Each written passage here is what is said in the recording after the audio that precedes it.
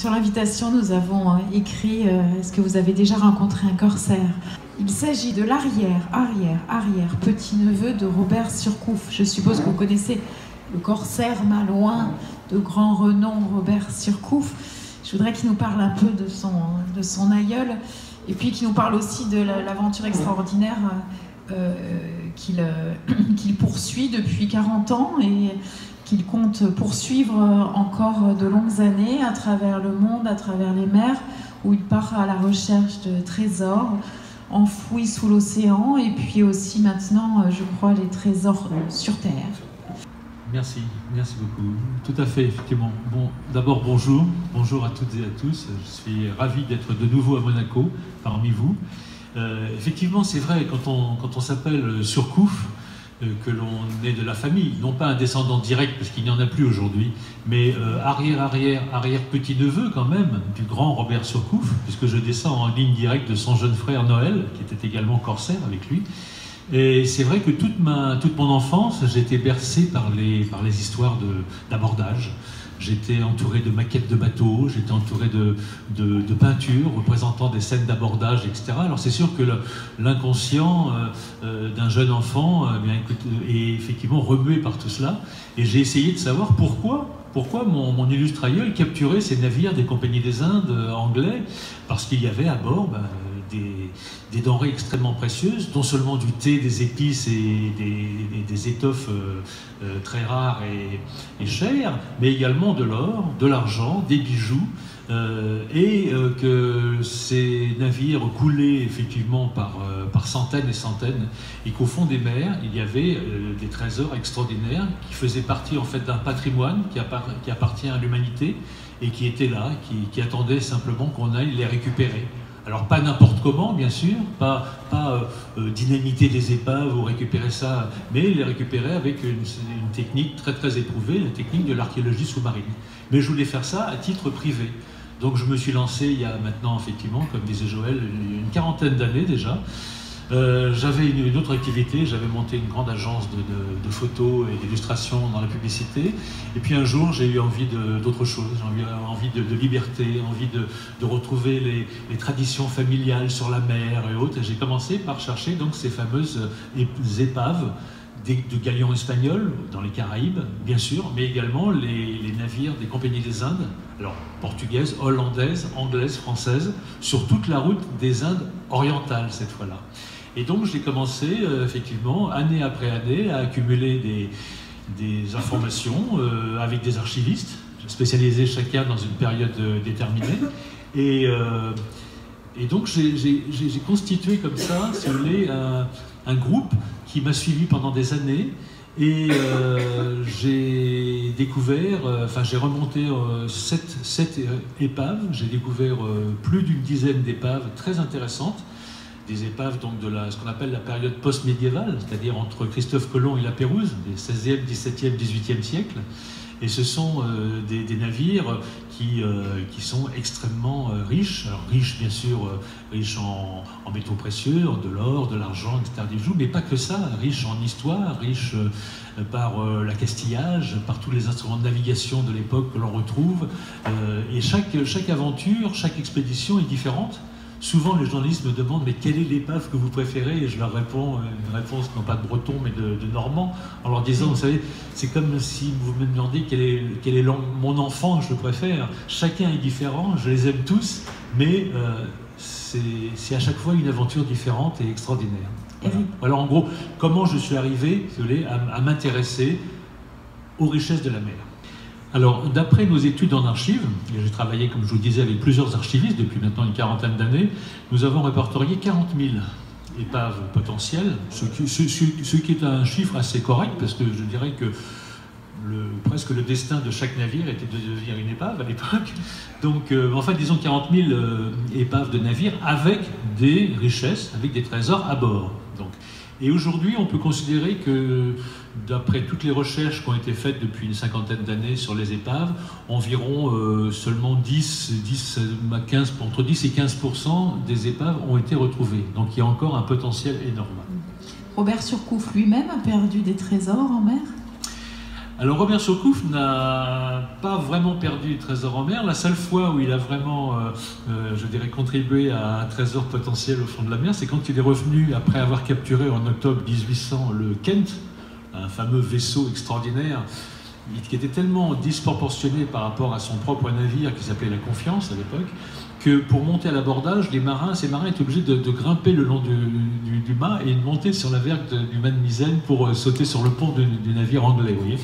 Et donc, ça a été le plus grand exploit de corsaire à cette époque. Et lorsqu'il a ramené le Kent avec une grosse cargaison d'or à bord, le gouvernement français, on était en 1800, donc c'était un moment très difficile pour la France au niveau politique. Donc on a voulu, enfin le gouverneur de l'île de France, l'île Maurice, aujourd'hui, a voulu préempter, je dirais, le trésor de Surcouf. Et Surcouf a dit, mais attendez, mes hommes sont morts pour cela, c'est tout à fait injuste. Et lorsqu'ils sont venus chercher le trésor à bord du navire, il a dit, vous voulez le trésor, le voilà. Et hop, il a tout balancé par-dessus bord dans la baie de Port-Louis. Alors, aujourd'hui, à ma connaissance, aucun chercheur n'a réussi à retrouver les caisses remplies d'or que Surcouf avait balancées. Elles doivent être là quelque part dans la vase. Enfin voilà, mais sinon, en général, si vous voulez, le but des corsaires n'était pas du tout de façon d'attaquer et de couler les navires. Ça, c'était les pirates qui faisaient ça. Mais les corsaires capturaient les navires ennemis, les ramenaient à bon port, si possible dans un état assez correct, et puis les revendaient. Vous tentez de retrouver le trésor de votre aïeul? Comme je vous disais, moi je suis allé à l'île Maurice. J'ai monté deux opérations là-bas pendant 3 ans. Une opération de sauvetage d'un navire hollandais qui avait coulé en 1615, où il y avait 70 000 pièces de porcelaine Ming chinoise à bord, puisque c'était un navire qui faisait partie de la flottille de Peterbotte, qui a d'ailleurs donné son nom au mont le plus élevé de l'île Maurice. Et Peterbotte a perdu quand même, il a perdu 3 navires sur 4. Donc c'est une expédition qui a été assez extraordinaire parce qu'on a retrouvé des porcelaines Ming de l'époque Wanli, bleu et blanc, extraordinaire. Et puis également un navire pirate qui avait coulé de l'autre côté de l'île, pas loin de l'hôtel Twist Rock, si les gens connaissent un petit peu l'île Maurice. Et là, nous avons effectivement retrouvé un navire pirate qui appartenait à John Bowen, qui avait coulé en 1702. Mais une histoire, c'est trop long à vous raconter, c'est absolument extraordinaire, mais j'en parle d'ailleurs dans un de mes livres. J'ai écrit une douzaine de livres là-dessus. Voilà. Mais à l'île Maurice, je n'ai pas eu l'occasion de plonger effectivement dans la baie de Port-Louis pour récupérer les trésors. Peut-être qu'un jour ça viendra. Tout d'abord, je travaille avec des archivistes, parce qu'on ne peut pas comme ça partir. Il y a des gens qui sont un petit peu, je dirais, amateurs, entre guillemets, qui se disent, voilà, il y a un endroit sur une carte marine où il y a un récif qui était sur la route des Indes. Là, je suis sûr que sur ce récif, il y a des navires qui ont dû se perdre. Effectivement, il a peut-être raison. Bon. Et alors, ils vont comme ça, sans aucune étude préalable là-bas. Ils trouvent effectivement une dizaine de pièces d'or, 2-3 canons, et là c'est merveilleux. Et ils vont passer 6 mois à perdre beaucoup de temps et beaucoup d'argent surtout, à ne récupérer que peut-être 20 pièces d'or, parce qu'un marin a perdu sa bourse, ou capitaine, et que le navire s'est délesté de 2-3 canons parce qu'il y avait une tempête.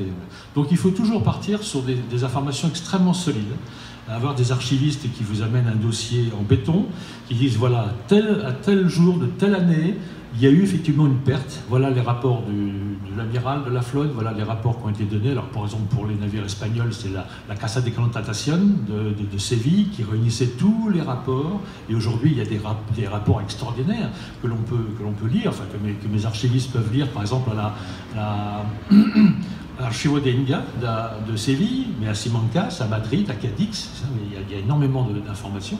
La même chose pour les navires hollandais. Au Rijksarchief en Hollande, il y a le Record Office de Londres, il y a bien sûr la bibliothèque, les archives à Paris. Enfin, vous voyez, chaque pays a des archives extrêmement solides où mes spécialistes vont rechercher, un peu à la façon d'un Sherlock Holmes, vont rechercher des informations pour être sûr, si vous voulez, qu'effectivement, ce navire a existé, il a bien coulé, a priori, il n'y a pas eu de récupération, et on sait à peu près où il est. Ça démarre comme ça. Ensuite, la deuxième étape, c'est qu'il faut aller sur place. Alors pour aller sur place, il faut déjà avoir un financement. Hein. Il faut déjà en plus avoir les autorisations du pays en question. Donc les épaves, la plupart du temps, sont dans les eaux territoriales, les fameuses 12 000 au-delà de la côte. Donc ça appartient à l'État en question. Il faut passer un accord avec lui. Alors, je ne parle pas de la France, hein. Oublions la France et certains autres pays européens, mais il y a des pays dans le monde. Pourquoi donc? Ah ben parce que la législation française interdit à tout partage avec des sociétés privées.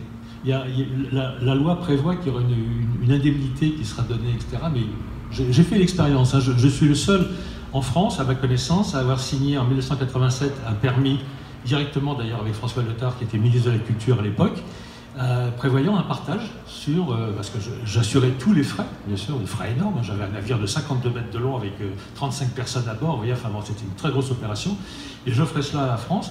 Et l'organisme français qui s'occupait de ça à l'époque, qui s'appelait l'ADRASM, qui aujourd'hui s'appelle le DRASM,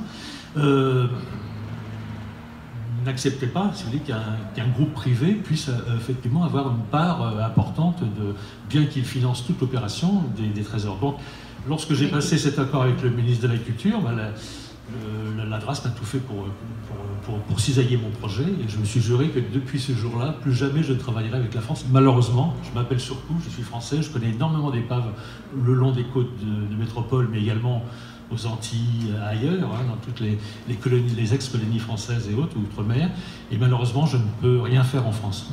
La France cherche-t-elle elle-même ses propres trésors? Paraît-il, oui. Il y a un tel potentiel, si vous voulez. D'ailleurs, ils viennent de faire construire un nouveau navire, l'André Malraux. Je ne le connais pas, je ne l'ai pas visité. J'avais visité l'ancien, il s'appelait l'Archéonaute. Mais oui, ils cherchent. En fait, ils cherchent, paraît-il. Enfin, c'est pas. Si vous voulez, c'est. Je pense que, si vous voulez, ce qui est vraiment dommage, enfin là, et puis là on pourrait clôturer cette parenthèse concernant la France, c'est pas très intéressant, mais ce qui concerne, si vous voulez, la France, c'est que malheureusement, certains amateurs, comme moi, des amateurs éclairés, ça fait 40 ans que je fais ça quand même, je commence à connaître ce que je fais, je leur tends la main et ils la mordent. C'est dommage, parce qu'il pourrait y avoir une collaboration vraiment comme ça se fait dans les pays anglo-saxons. Quels sont les pays qui collaborent? Les pays anglo-saxons, c'est-à-dire Angleterre, c'est-à-dire Canada, États-Unis, Australie, Afrique du Sud, etc., que je connais bien, ont une loi résumée sous ce qu'on appelle le Treasure Act, qui donne, je dirais, l'autorisation à des privés de collaborer à des opérations et leur reconnaît le droit de partager avec eux, effectivement, les bénéfices des recherches, ce qui me semble absolument normal. Et d'ailleurs, la majorité de ces bénéfices sont réinvestis à nouveau, etc. Ce qui fait que le long des côtes anglaises ou anglo-saxonnes, on s'aperçoit qu'il y a beaucoup de petits musées maritimes. Alors qu'en France, sur la côte atlantique, il y en a 2 petits qui sont... Vous voyez, c'est là tout le paradoxe. Et ce qui fait que la France aujourd'hui, à cause de cette mauvaise loi, parce que c'est vraiment une mauvaise loi, une loi injuste et tout à fait idiote, est un des pays les plus pillés au monde au niveau de son patrimoine subaquatique. Loi Lang, et il était très étonné d'apprendre ça.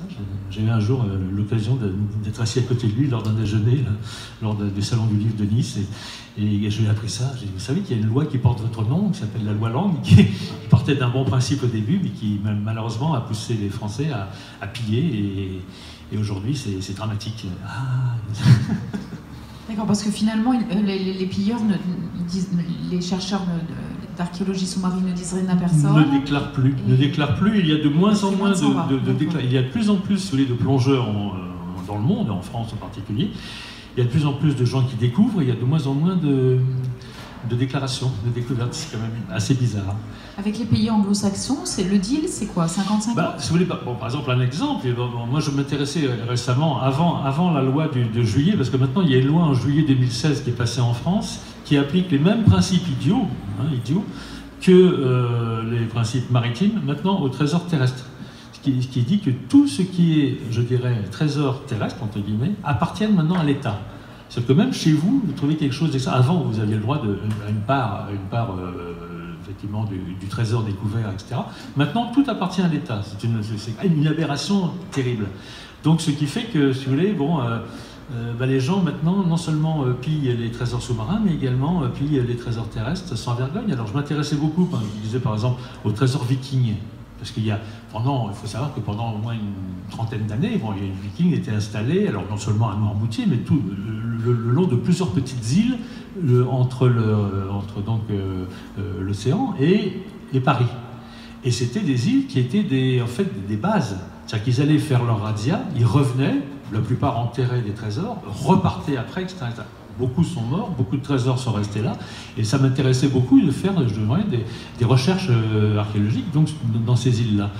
Bon, on s'est aperçu qu'il y a eu 2 déclarations officielles en France sur les trésors vikings, il y en avait à peu près une quarantaine ou une cinquantaine qui étaient faites en Angleterre. Donc là, les Anglais ont commencé à avoir des doutes. C'est-à-dire que ce que faisaient les Français, ils découvraient en France, ils allaient en Angleterre, ils disaient voilà, on a trouvé ce trésor viking en Angleterre. Bon, les Anglais ont commencé à avoir des doutes. D'ailleurs, ils ont fait des enquêtes, ils ont quelquefois découvert de la terre qui ne correspondait pas à la terre locale. Enfin, bon. Mais si vous voulez, c'est pour vous expliquer la bêtise et l'illogisme, si vous voulez, de cette loi. Enfin, bon, voilà. On va terminer avec la France. Parce que... Quel est le plus beau trésor que vous avez trouvé?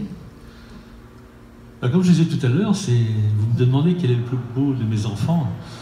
Quel est celui qui a le plus de valeur? Pareil, même réponse. Même réponse. Tous les trésors que j'ai trouvés ont une valeur, je dirais, égale pour moi. Il n'y a pas de préférence. Franchement, je suis très très sincère en disant ça. Il n'y a pas de préférence, chacun a été différent. Vous savez, on ne peut pas comparer un trésor, par exemple, une cargaison de porcelaine chinoise Ming trouvée dans une jonque chinoise avec des pièces de monnaie ou des lingots d'or espagnol trouvés aux Caraïbes dans un galion, ou des objets trouvés dans un navire de Compagnie des Indes. Chaque opération que j'ai faite, et heureusement pour moi, elles ont été extrêmement variées, que j'ai pu passer facilement de galion espagnol à navire des Compagnies des Indes, hollandais, anglais, français, etc., à même des jonques chinoises que j'ai découvertes en mer de Java, au large de l'Indonésie. Donc c'est tellement varié, tellement extraordinaire que, non, franchement, il m'est impossible de dire je préfère celui-là ou celui-là a plus de valeur ou plus. Non. Alors combien en avez-vous trouvé au total? Alors je vous disais tout à l'heure, officiellement j'en ai trouvé 7, j'en ai remonté, mais j'en ai découvert plus d'une dizaine. 10 et 12 découverts, localisés, etc. Mais, voilà. Qu'est-ce que vous en faites après? Est-ce qu'il y a des ventes aux enchères qui sont organisées? Alors effectivement, là, logiquement, parce qu'à chaque fois c'est différent, un petit peu, enfin, disons que logiquement, ayant passé un accord avec le pays en question, en général, on traite avec le pays sur une base de 50-50. Logiquement, parce qu'il y a des pays comme les Bahamas ou la Floride où c'est un petit peu plus pour l'inventeur du trésor, enfin l'inventeur étant le découvreur, c'est le terme technique. En général 50-50 avec le gouvernement, et puis ensuite les 50 qui reviennent à mon groupe, bien sûr il y a une part qui va à mes partenaires financiers importants, en général c'est 50% également, et puis ce qui reste est distribué. Alors il y a une partie bien sûr pour les membres de mon équipe, et puis une partie pour mon groupe. Et en général, donc, c'est d'abord proposé à des musées. Les musées sont très friands de ce genre de choses. Ensuite, il y a des collections privées qui sont répertoriées. Bon. Ça, c'est très intéressant parce que, si vous voulez, par exemple, pour des archéologues qui viennent nous contacter après, il y a une suite, vous voyez, c'est une identité qui est faite là-dessus, et donc ils savent à quel endroit ils peuvent effectivement voir tel ou tel objet. Exemple. Et puis ensuite, il y a bien sûr les ventes aux enchères. Alors il y a Christie's, il y a Sotheby's, il y a Bonham, c'est ça, bon, enfin, Berger et autres. Donc, et puis ensuite, on termine par Internet, parce qu'effectivement, maintenant, de plus en plus, des gens veulent acquérir, ne serait-ce qu'une assiette de porcelaine Ming. Vous savez qu'une assiette de porcelaine Ming, on en trouve quelquefois plusieurs dizaines de milliers, et quelquefois même centaines de milliers. Une assiette Ming, ça vaut environ 1000 €. Oui, donc ce sont des choses qui valent... Qui financent vos opérations? Alors, en règle générale, la première fois que j'ai monté une opération, j'étais encore, à l'époque, c'était il y a longtemps ça, j'étais encore dans la philosophie du sponsor. Il fallait que je trouve un sponsor. Alors j'ai trouvé effectivement un sponsor, qui était la bijouterie joaillerie Cartier. Alain-Dominique Perrin, pour ne pas le citer, qui tout de suite a dit mais c'est extraordinaire. En plus le nom Cartier associé à Surcouf. Bon. Donc on a monté une première opération. Et puis en fait je me suis aperçu très rapidement qu'un sponsor c'est bien. Et comme disait mon ami Florence Artaud, les sponsors ça recourt après très très souvent. Et même Olivier de Kersauzon me le dit souvent. C'est très difficile quand même à trouver, même si on a réussi les opérations et même si on a un nom. Et donc je me suis, comment dire, j'ai réalisé que c'était mieux de trouver des financiers privés, des gens qui aimaient l'art, qui avaient bien sûr de l'argent, parce qu'il faut quand même, je dirais, pouvoir risquer une certaine somme. Alors le risque, bien sûr, est de moins en moins important au fur et à mesure que je dirais, mon équipe avance avec l'expérience, etc. Donc pratiquement, je dirais pas c'est du 100%, non, c'est jamais du 100%, parce qu'il y a toujours un petit risque. Mais aujourd'hui, je dirais pratiquement, c'est du 95% de réussite à chaque fois. Donc ce sont des partenaires privés. Ça coûte cher, une opération? Ça dépend. Ça dépend ce que vous faites. Si vous faites une recherche terrestre, il y a des recherches terrestres qui ne coûtent pas extrêmement cher, qui coûtent bien sûr bien moins que 100 000 euros. Vous voyez, des recherches qui coûtent entre 70 000 et 80 000 euros, etc. Et puis alors des recherches sous-marines qui, elles, effectivement, demandent des moyens plus importants, parce qu'il faut un navire pour la localisation, il faut un navire pour la récupération, il faut une équipe plus importante. Tout ça nécessite des frais, bien sûr, les frais de transport, les frais de logistique, les frais d'hébergement, les frais de nourriture et autres, et puis le matériel, l'équipement de détection, les équipements de récupération. Donc effectivement, là on passe à des montants plus importants.